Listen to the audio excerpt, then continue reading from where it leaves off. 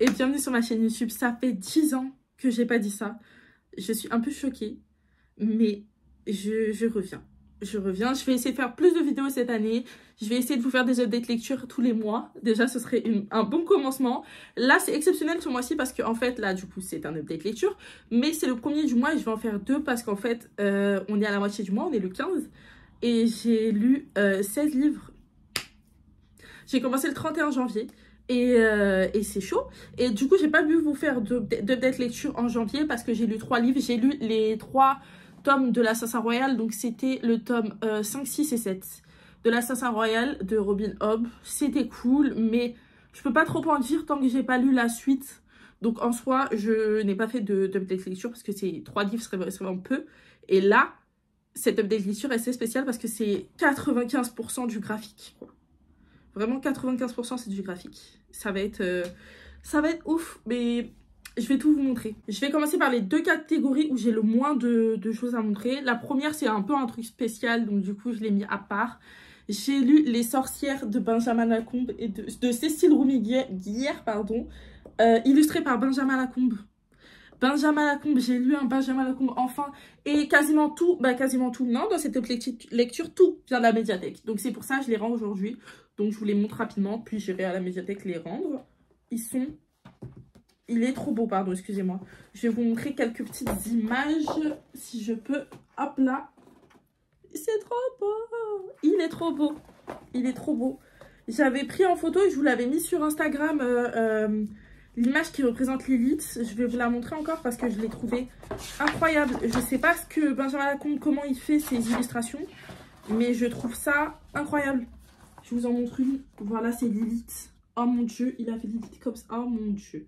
Non, franchement, incroyable. Donc, en fait, ça parle des sorcières, du coup, comme le nom l'indique. C'est assez féministe et c'est assez moderne. C'est ça le terme que je pensais quand je lisais. Moderne. En fait, c'est des petites histoires par-ci par-là. Cassandre, Hécate, Lilith.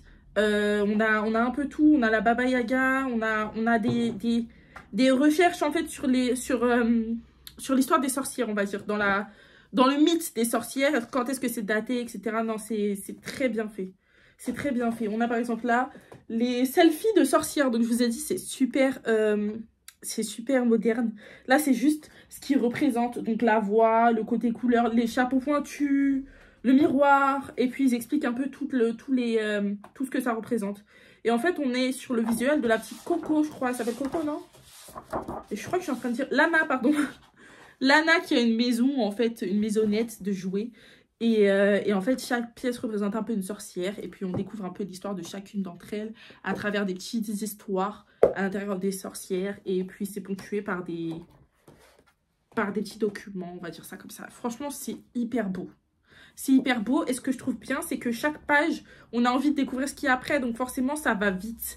En une journée, je l'ai lu. Après, forcément, au niveau de l'achat, je comprends le fait qu'il faut payer les... Pardon, excusez-moi. Qu'il faut payer les illustrateurs, etc. Mais le livre, sincèrement, il y a 60 pages. 70 pages. Le livre, il fait 24,90 €. C'est un peu cher. C'est un peu cher. C'est un peu cher quand même, les gars. C'est un peu cher. Mais c'est extrêmement beau. C'est vraiment très beau. Je m'arrête là parce que sinon ça vous spoile tout et je vois plus l'intérêt de le prendre. Mais c'est beau.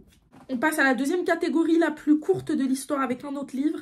J'ai lu un seul roman. Eve of Man de Tom et Giovanna Fletcher. Donc il faut savoir que Eve of Man, je l'avais à moi. Je l'avais pris d'occasion en bibliothèque. Je l'ai revendu. Il me semble que je l'ai racheté et que je l'ai revendu. Donc franchement, c'est une longue épopée. Et là, je sais pas pourquoi. Il y a quelque chose dans ma tête qui m'a dit, Sarah, en fait, là, tu as envie de lire des petits romans, d'aller vite, en fait, dans la lecture. Et il est pas court, mais c'est un petit... C'est pas un gros livre. Et c'est un livre tout court. Ça, je me suis dit, pourquoi pas? Pendant que j'ai envie de lire un livre que avant j'avais envie de lire. Et j'ai une histoire avec ce livre, on va dire ça comme ça. C'est que je l'ai tellement eu, et plus eu, que je me suis dit, ce serait une fierté de réussir à le lire. Ou de le commencer. Et en fait, je l'ai lu. Et il est incroyablement cool. Alors, ça, c'est simple. C'est une espèce de Servante écarlate jeune. Young adulte. En gros, c'est ça. Le résumé, c'est Imaginez qu'aucune femme ne soit née sur Terre depuis 50 ans. Imaginez qu'enfin une fille, une unique finesse. L'avenir de l'humanité repose sur elle. Son nom, Ève. Son destin, sauver l'espèce humaine. C'est un sort qu'elle a toujours accepté jusqu'à ce qu'elle rencontre Bram. Alors pour faire un résumé un peu plus poussé, c'est en fait comment elle va être traitée en fait dans sa vie. Comment l'humanité va réagir au fait qu'il n'y ait qu'une seule femme depuis 50 ans. Donc la seule capable de procréer un peu techniquement. Et comment la société va s'en sortir avec tout ça. Et puis, tu as tout ce livre-là en entier qui est du point de vue d'une des personnes qui la protège, on va dire ça comme ça, qui la tient, qui est avec elle, et d'une des personnes qui est responsable d'elle, c'était ça le terme que je cherchais pour Bram, excusez-moi, et d'elle. On a son point de vue et le point de vue des personnes responsables d'elle et c'est hyper cool. Je sais que dans le tome 2, j'ai vu, il y a une autre personne, encore un autre point de vue. Pour ceux qui n'aiment pas trop les doubles points de vue, j'ai été un peu surprise quand j'ai vu que c'était un double point de vue là aussi parce que j'aime pas ça à la base. Et vu que je m'étais lancée dedans, je me suis dit pourquoi pas. Ce qui est cool, c'est que ça va vite parce que les chapitres sont courts. Les chapitres sont courts et moi, c'est quelque chose que j'apprécie. Genre les chapitres, ils peuvent faire 10 pages. Ils peuvent faire même, j'ai vu des chapitres à 6 pages, 6-7 pages. Donc franchement, c'est cool. Surtout quand on voit son avancée en fait dans le livre. Et il me semble qu'il n'y a pas beaucoup de pages. Il y en a 437, il me semble. 430, ouais c'est ça, 437. Et je l'ai lu super vite. Je l'ai lu en 4-5 jours. 4-5 jours, pour certains, ça peut paraître long, mais c'est rapide pour moi. Et j'ai bien aimé. Je vous le conseille, je vous le conseille. J'ai le tome 2 de la médiathèque, mais je pense pas que je vais le lire ce mois-ci. Je sais pas encore comment, je suis très aléatoire dans mes lectures et j'ai appris à faire avec. Parce qu'avant, je me faisais des piles à lire. Là encore, je me fais des piles à lire.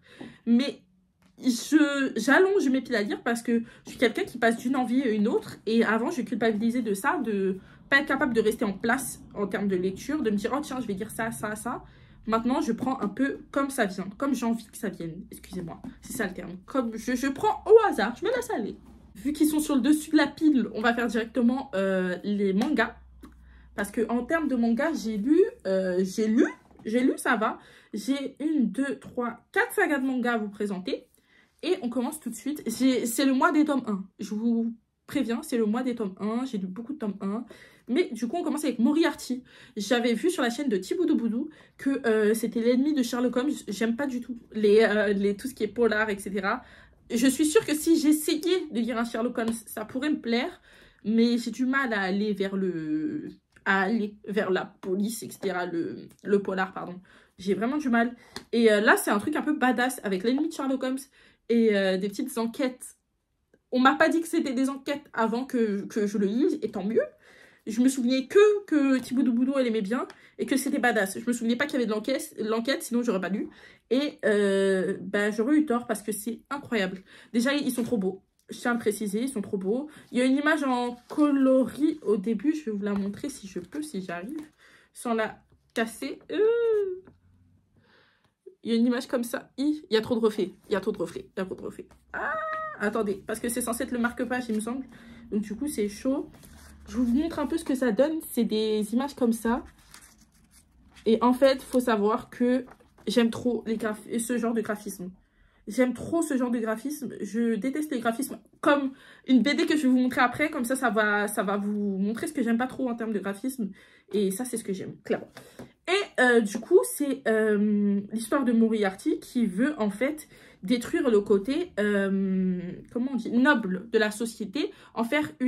Mettre à égalité la société. C'est ça l'histoire. Cet homme veut que les nobles et les paysans soient respectés de la même façon. Donc c'est très noble, mais il a des méthodes qui sont pas du tout nobles. Et en fait, c'est incroyable. Je vous assure. En fait, il faut le lire. Faut le lire. Il faut absolument le lire. Il y a 2 enquêtes à l'intérieur de celle-là, je crois. Il me semble. 3 enquêtes, on va dire, si on compte son histoire personnelle à lui. Il y a 3 enquêtes à l'intérieur de celle-là. Et elles sont toutes incroyables. Donc je vais lire la suite que j'ai déjà. Parce que je l'ai emprunté aussi, celui-là. Ensuite, c'est grave pour la nostalgie. Je vous préviens. J'ai lu Vampire Knight tome 1. Je ne sais même pas si je vais lire la suite parce que faut qu'on se rende compte quand même. C'est aussi des graphismes que j'aime bien. Hein. Oui, c'est aussi des trucs que j'aime bien. Quand j'étais petite, je devais avoir 11 ans ou 12 ans. C'était jeune d'ailleurs pour ça. Je regardais les animés de Vampire Knight et je voulais absolument revoir cet animé. Et je me suis dit, pourquoi pas essayer la lecture? Parce que mon challenge, déjà cette année, c'est un peu de rentrer, Mais je rote en pleine vidéo. On est où là? Pardon. Mon challenge, c'est de rentrer un peu plus dans le graphisme. Parce qu'en fait, j'aime trop. J'aime bien. Et je ne vais pas assez vers ce genre littéraire, entre guillemets. C'est pas un genre littéraire, mais vous m'avez compris, vers ce genre de bouquin. Et donc, du coup, je voulais relire Vampire Knight au lieu de le re-regarder. Et ça m'a fait un coup de nostalgie. Je me souviens de tout quasiment. C'était trop bien. Franchement, je le conseille. Après, c'est très spécial. C'est pas complet. C'est comme si on lisait... c'est pas complet. C'est comme si, par exemple, dans Ma famille d'abord, vous voyez, vous avez une histoire, un épisode. C'est un peu pareil là-dedans. C'est une histoire en suivi, mais c'est comme une parodie. Je sais pas comment dire. C'est pas très sérieux. Pas à prendre au très sérieux. Il voulait en faire un manga dramatique, de ce que j'ai compris. Mais c'est très spécial comme manga. Et je conseille, mais...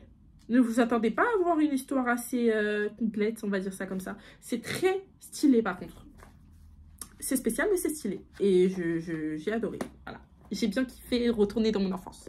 Ensuite, oh là là là là là là là là là là. J'ai lu Le Conte des Parias tome 1. Hop, pardon, excusez-moi. Et Le Conte des Parias tome 2.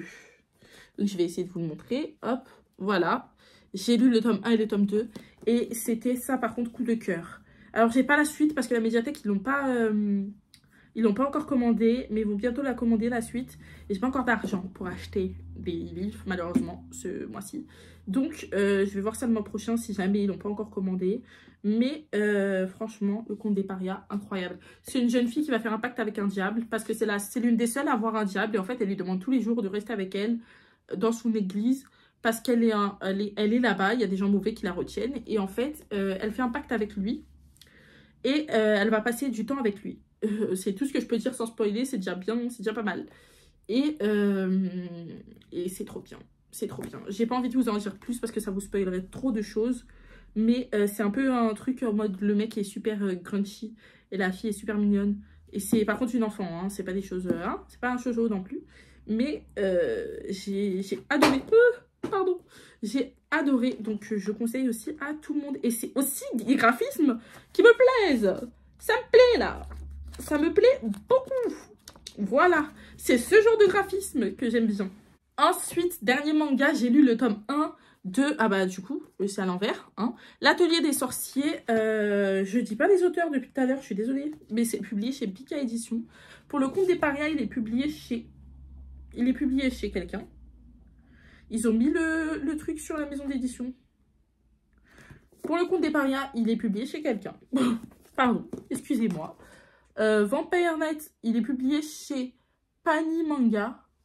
Et du coup, les éditions... Moriarty est publié chez Kana, il me semble. Voilà. Désolée pour les maisons d'édition que je n'ai pas citées, mais ça apparaît pas très facilement. En tout cas, l'Atelier des Sorciers, là, au niveau des graphismes, on a beaucoup plus d'informations. On a plus d'informations. C'est complètement... Enfin, il y a plus d'informations par page, on va dire ça comme ça. J'ai pas envie de trop vous spoiler. Je vais essayer d'aller dans des pages où vous comprenez bien. C'est un peu plus noir, un peu plus sombre et c'est plus d'infos.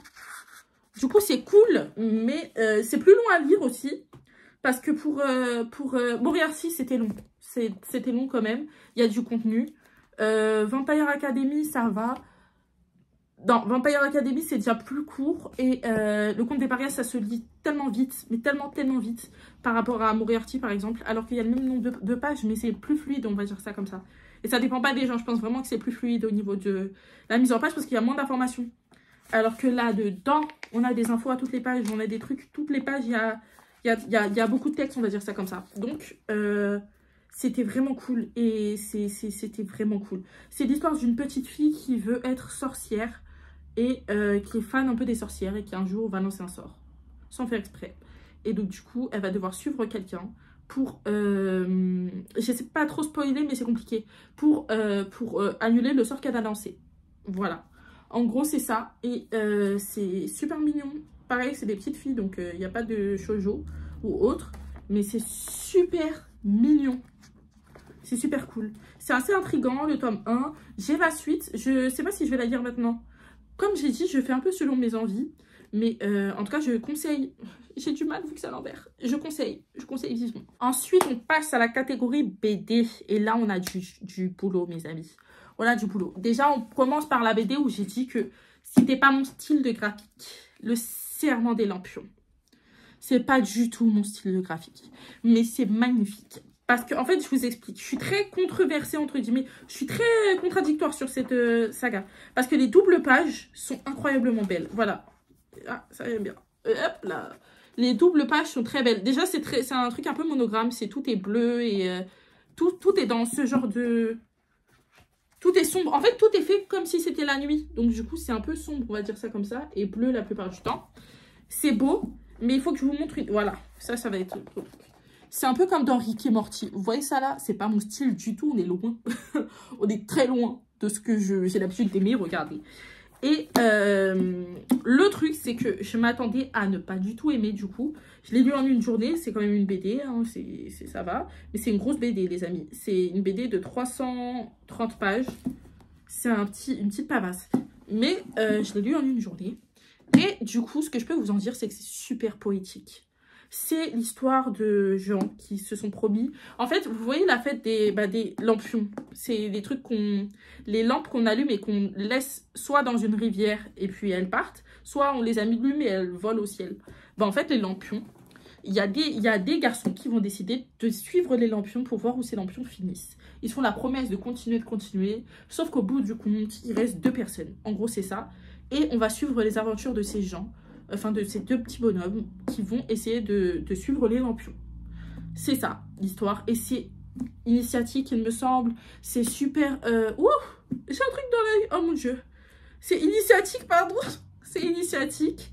Et c'est cool, c'est aventurieux. C'est super cool. Franchement, je conseille. Parce que, surtout pour la poésie. Regardez, voilà. Là, en fait, vous avez les lampions. Et eux, ils sont là. Et ils suivent les lampions. C'est ça le terme.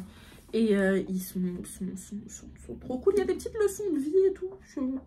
J'ai trouvé ça cool. C'est mignon. C'est mignon. Mais je m'attendais pas à aimer. Là, je vais vous présenter mon coup de cœur de l'année. Oui, de l'année. Parce qu'en soi, j'ai commencé l'année dernière et j'ai continué cette année. Mais là, je m'attendais pas à lire autant cette année et surtout ce mois-ci de Princesse Sarah en BD. Mais j'ai continué. J'ai commencé à lire. Donc, en gros... je vais vous présenter Princesse Sarah et je vais vous dire ce qui change par rapport au dessin animé directement. Déjà, les 4 premiers avec celui-ci, on a l'histoire de Princesse Sarah, le dessin animé, le manga qui passait à la télé, l'animé. Sauf que Amélia est remplacée par un robot et en fait, le père de Sarah, il y a les mines de diamants, mais le père de Sarah a surtout une compagnie d'automates. Et des automates, c'est des robots, en gros, des cyborgs. Et en gros, il y a beaucoup de choses qui tournent autour de ça, du fait qu'il a une compagnie cyborg et il a investi dans les mines de diamants, mais patati patata, comme dans l'histoire principale. Jusqu'ici, vous avez l'histoire principale, sauf qu'il y a des choses qui changent par rapport à la mine de diamants et les voisins, les anciens amis du papa qui sont venus chercher Sarah là, dans le dessin animé, eux, on voit plus leurs recherches et c'est... pardon, faut que je vous montre. Comment ça s'appelle? Les dessins, ils sont incroyablement beaux. Je crois que c'est les meilleurs graphismes de ma vie. Je crois que vous vous rendez pas compte d'à quel point c'est beau.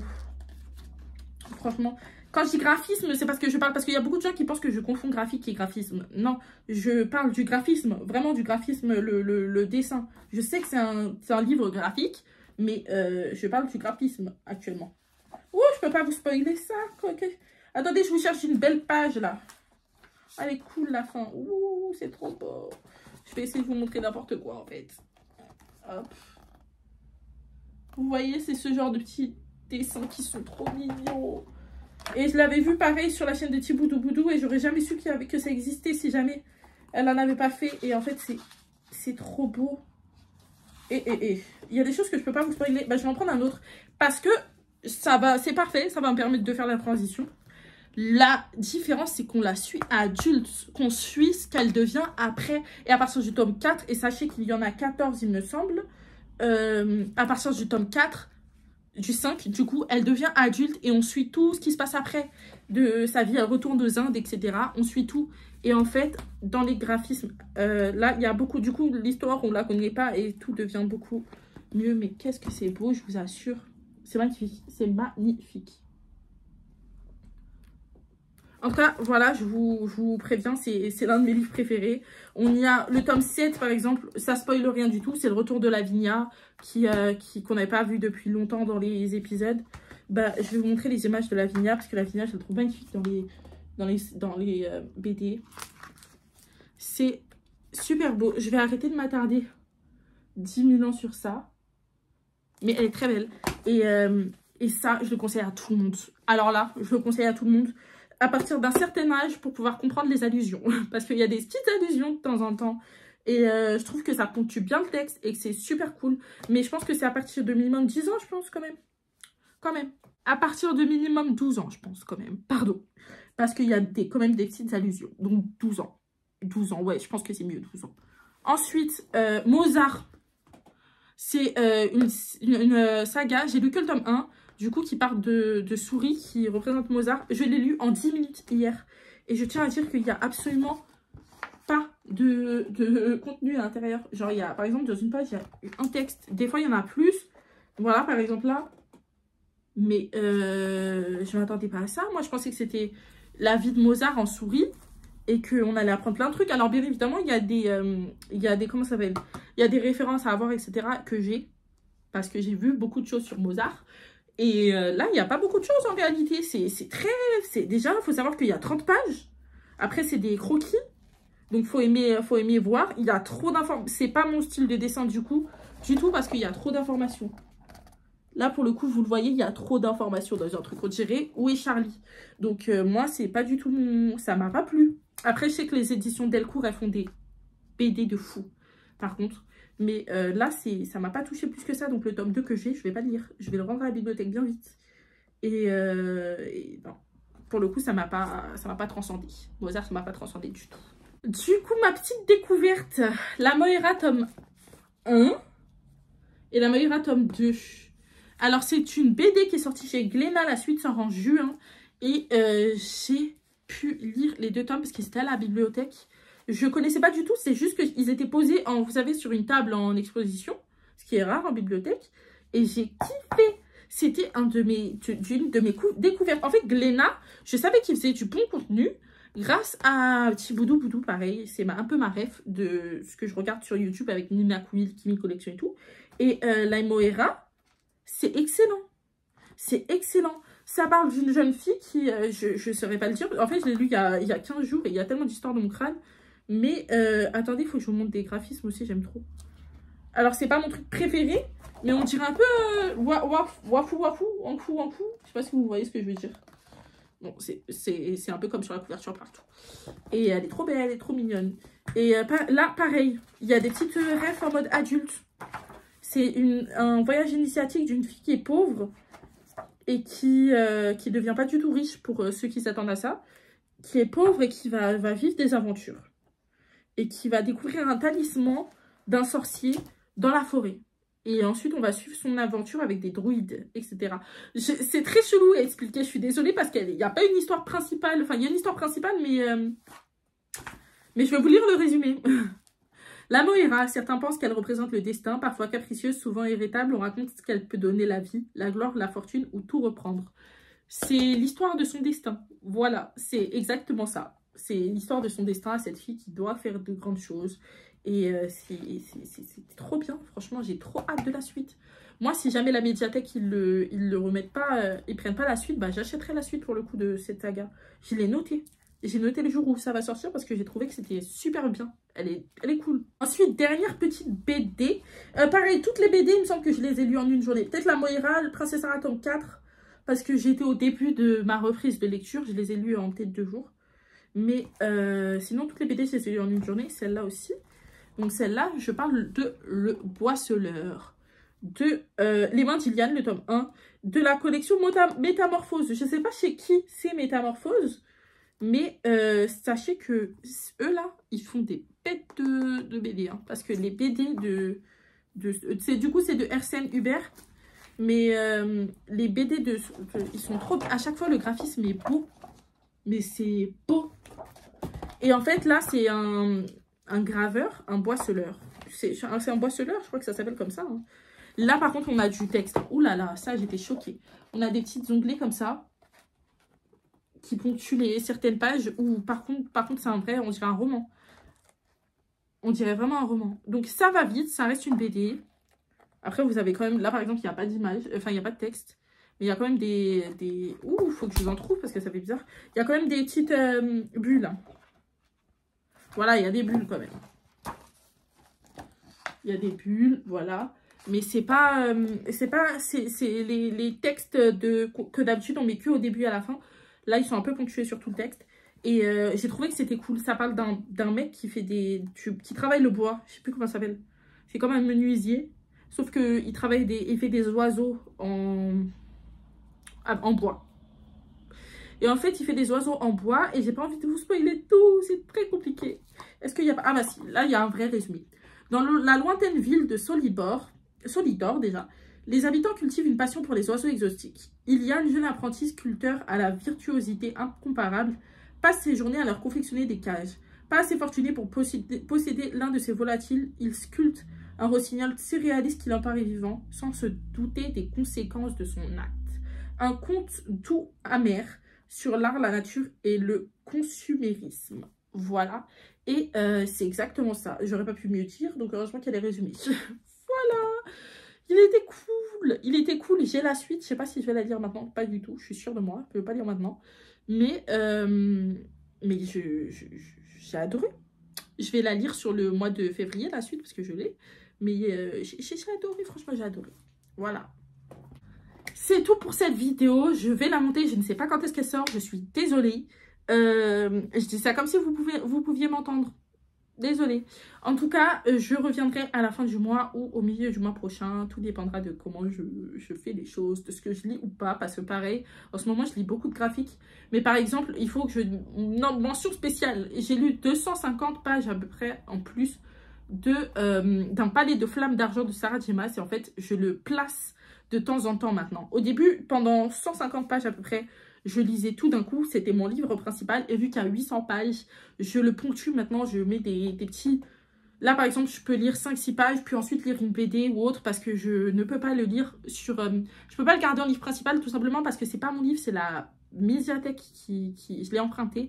Et ça me stresse au plus haut point, vous savez pas à quel point, d'avoir un gros livre de la médiathèque, parce que je sais que je peux pas le finir avant la date où je dois le rendre. Donc j'avance et je le réemprunterai, sauf que quelqu'un l'a déjà emprunté. Donc, du coup, je vais devoir attendre 3 semaines avant de le réemprunter. Du coup, je préfère avancer sans rentrer totalement, être focus dedans. Ça ne me gâche pas du tout ma lecture parce que c'est l'un de mes livres préférés. Mais ça m'empêche d'être frustrée. Et du coup, je tiens à préciser que je lis à côté de temps en temps ce petit roman là-bas, là, ce gros roman même, qui est Un palais de flammes d'argent. Et de le mettre dans ce petit top d'écriture pour dire qu'il est incroyable pour le moment. Voilà. Merci à vous d'avoir regardé cette vidéo. Gros bisous à vous. N'hésitez pas à liker cette vidéo et à vous abonner pour plus de vidéos, etc., etc. Vous connaissez déjà.